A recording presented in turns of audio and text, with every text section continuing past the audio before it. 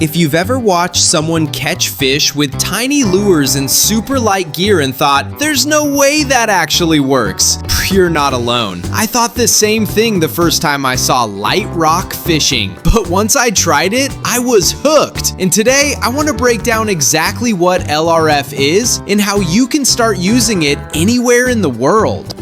LRF stands for light rock fishing. It's a finesse style fishing technique that uses very light tackle, small artificial lures, and a lot of feel. The goal isn't power, it's sensitivity. You're trying to detect the lightest bites and present your lure in a way that feels completely natural to the fish.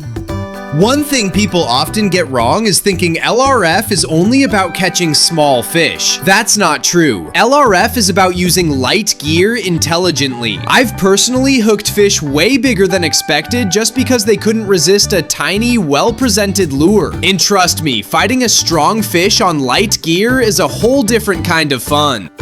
So what kind of fish can you catch with LRF? That depends on where you fish, but globally, LRF is popular for species like rockfish, sea bream, wrasse, small snapper, scad, horse mackerel, and many other coastal species. Basically, if a fish feeds close to rocks, structures, or shorelines, LRF can work.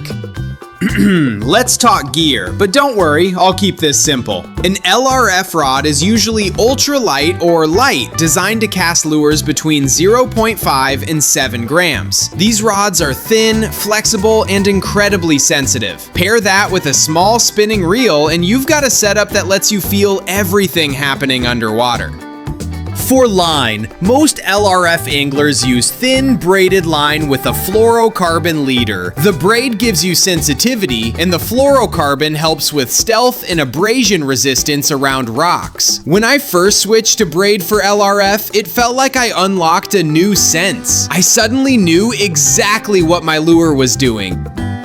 Now let's get into lures, because this is where LRF really shines. Soft plastics are king in LRF fishing. Tiny worms, creature baits, shrimp imitations, they all work. You'll also see people using micro jigs and small hard baits, but soft plastics are usually the easiest place to start.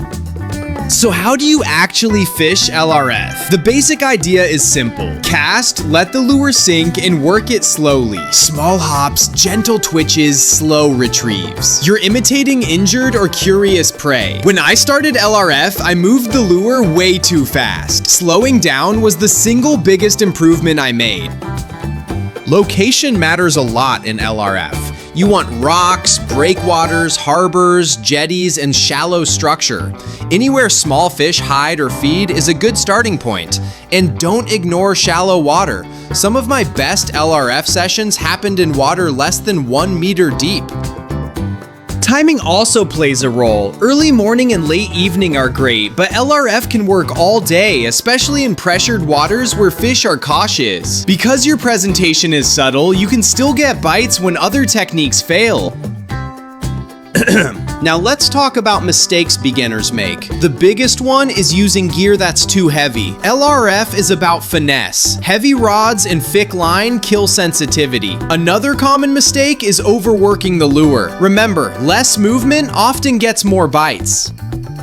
So let's wrap this up with a simple LRF checklist. Light rod, small reel, thin line, tiny lures, slow presentation, fish around structure. If you focus on those basics, LRF becomes one of the most enjoyable and effective ways to fish from shore.